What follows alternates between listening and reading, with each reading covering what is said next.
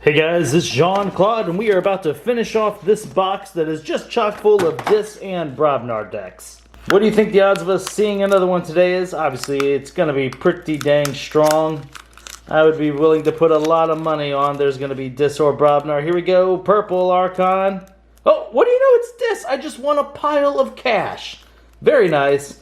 Untamed, and Shadows is the final house. Hakaten, the record keeper of the Yeti. Yeti Gaming is the company that holds all the big tournaments, like the Vault Tours and whatnot. Maybe I'll give this deck a little bit of luck. And color me impressed. I think this is my third video this week. Are we getting back on track? What's happening here? Alright.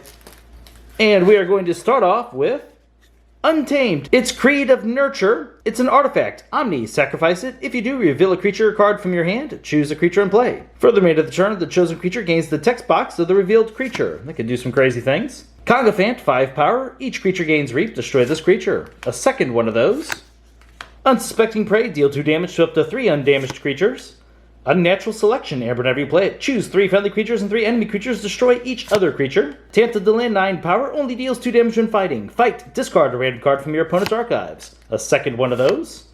Third one of those. Not really the most powerful card to see, and I'm sure now that we've seen 3 9-power creatures in Untamed, we're going to have to open up with 3 Fates, because that's just kind of the luck the channel has right now. Brobnar, 4 power. Fight. Destroy an artifact. If that artifact had an Amber bonus, you gain that much Amber. Ooh, Key Charge. Lose an Amber if you do, may forge a key at current cost. Harmonia, 2 power. Elusive. After you play a creature, if there are more enemy creatures than friendly creatures, gain an Amber. Cauldron Boil, Amber, whenever you play it, deal damage to each creature equal to the amount of damage on that creature. Smiling Ruth.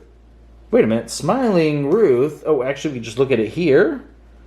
Yes, it is a legacy card. Very nice. Maybe that's the luck Yeti did for us. It's 1 power. Elusive. Reap. If you forge the key this turn, take control of an enemy flank creature. Wait a minute. Hold on. This already sounds interesting. Take control of an enemy flank creature. So hold up here. In the back of my mind, as soon as we saw this Creed of Nurture, I was like, what kind of cool effect could we put on a creature? This is sort of a perfect effect, right? So whether we naturally forge the key or, check this out, maybe we key charged into that key, then we sacked the Creed of Nurture using Smiling Ruth's effect. That's kind of cool to think about. Doubt we'll ever get to do it, but heck, this is even a good effect as well. Whispers, 3 power. Elusive. Action. Lose an Amber. If you do, destroy a creature. Into the Night. Until the start of your next turn, non-shadows creatures cannot be used to fight. Hidden Stash. Amber, whenever you play it, archive a card. Great way to hide that key charge. Dusk Runner. It's an upgrade. This creature gains Reap. Steal an Amber. Yancey Gang, 5 power. Action. Steal an Amber. Ronnie Wrist Clocks, 2 power. Play. Steal an Amber. If your opponent has 7 or more, you get to steal 2 instead. There's no way we're going to see 4 of these like we did in another deck, but that'd be awesome. Ah, of course it's just 1. Inky Gloom. Your opponent cannot use creatures to reap on their next turn. Hawk. 1 Amber whenever you play it. Destroy an artifact. If you do, you gain an Amber. Hit and Run. Deal 2 damage to a creature. Return a friendly creature to your hand. Pretty nice to like that Ronnie Wrist Clocks. Breaker Hill, 1 power. Elusive. Each of Breaker Hill's neighbors gains action. Steal an Amber. Venda's 4 power. Reap. Deal 1 damage to a creature. If this damage destroys that creature, your opponent discards a random card from their hand. Now we're on to Dis. Scullion, 7 power, 2 armor. Play. Sacrifice a friendly creature. Blood Shard Imp, 2 power. After a creature reaps, its controller must sacrifice it. Oh no, there's 2 of them.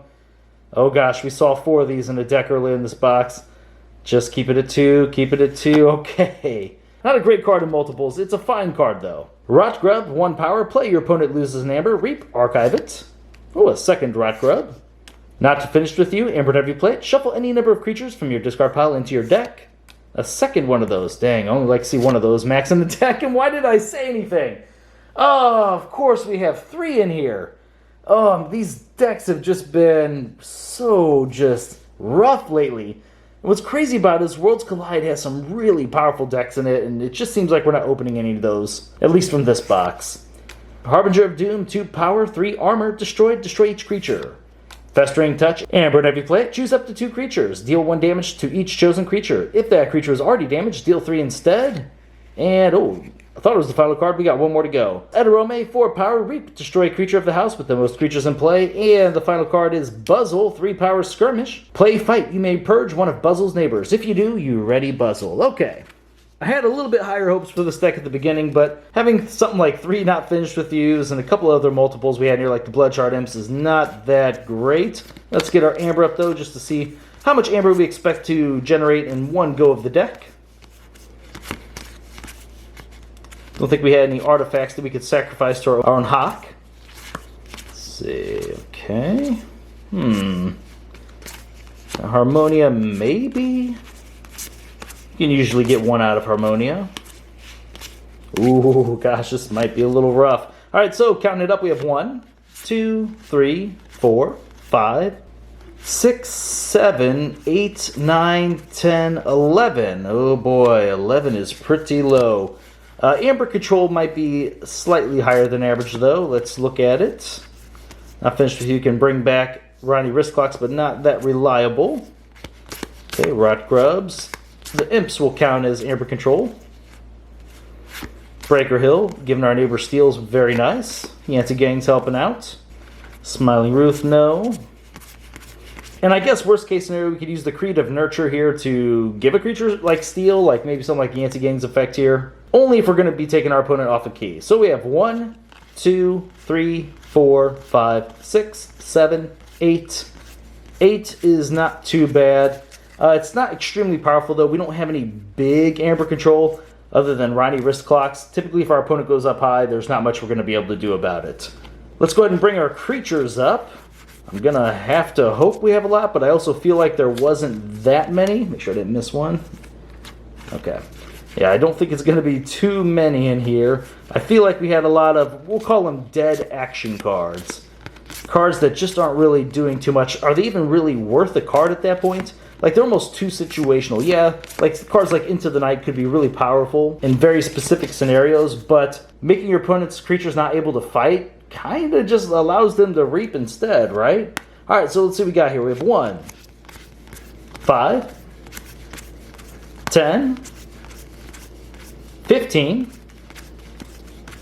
20, and 21. Okay, so at least it's a above average creature count. But at the same time, a lot of these aren't necessarily that great. I find it funny we have 2 different creatures that essentially destroy creatures whenever they reap. Cognifants and the Blood Shard Imps, 2 copies of each, so that's kind of weird. The Tanted Lens aren't really able to really control our opponent's board. I mean, it does hurt archive decks, but I don't know how I feel about 3 of those in a deck.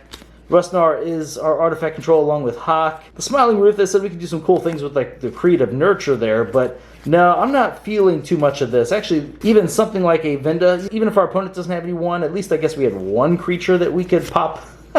Smiling Ruth, I don't know if you want to take her off the board with that effect, but I guess we'll just have to use her whenever our opponent's creatures are naturally going to be at 1. There's a lot of cool creatures in here, but it's really going to come down to these effects. Let's kind of look at it. Cauldron Boil is a questionable card. These not finished with use are questionable cards. Festering Touch is good, might not be too bad. Hit and Run isn't going to do too much for us. There were very few play effects overall throughout the deck. Inky Gloom, questionable. Into the Night. Key Charge is at least nice. Unsuspecting Prey, I do like it, but it's another one of those cards that are kind of like, is it really worth playing the card? We'll put Creative Nurture up here as well, even though this is a useful card. I'm just trying to express, like, whenever we first played these cards, they aren't really doing too much for us. Typically, Unsuspecting Prey, we'll throw that back there. It really is a good card. It just doesn't feel so great in here. Okay, so Creed, Into the Night, that's 2, 3, 4, 5, 6, 7, 8, 9 cards that I'm not really that excited about in this deck. That is 1/4 of the deck. Now, once again, these are not bad cards. Festering Touch can actually finish off some creatures.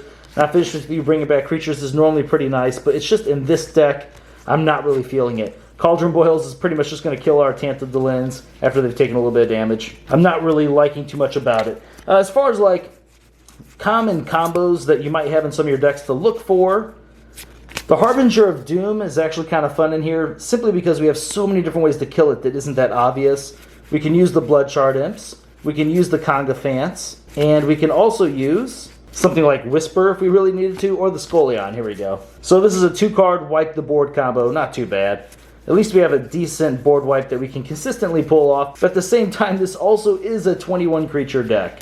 Yeah, this is another one of those kind of deceptive decks. It has some good cards in it. It has some serviceable combos, but there isn't anything that really just stands out that turns it into a powerhouse. So unfortunately, I'm going to have to give this a below average score. It's definitely going to be in like the D range. Gosh, it sounds horrible giving a deck like this a D, but this is a very specific rating compared to, say, other Worlds Collide decks. Now, if I took this up against like some AOA decks and Coda and I kind of averaged this out, then it would start to get closer to the C range. It's just that Worlds Collide kind of brought a higher tier overall to so many different strategies and deck types. Meaning a deck like this with very low combo or synergy action in it is not going to be that good against the field. Alright guys, well I thank you very much for watching my videos, and I will see you next time.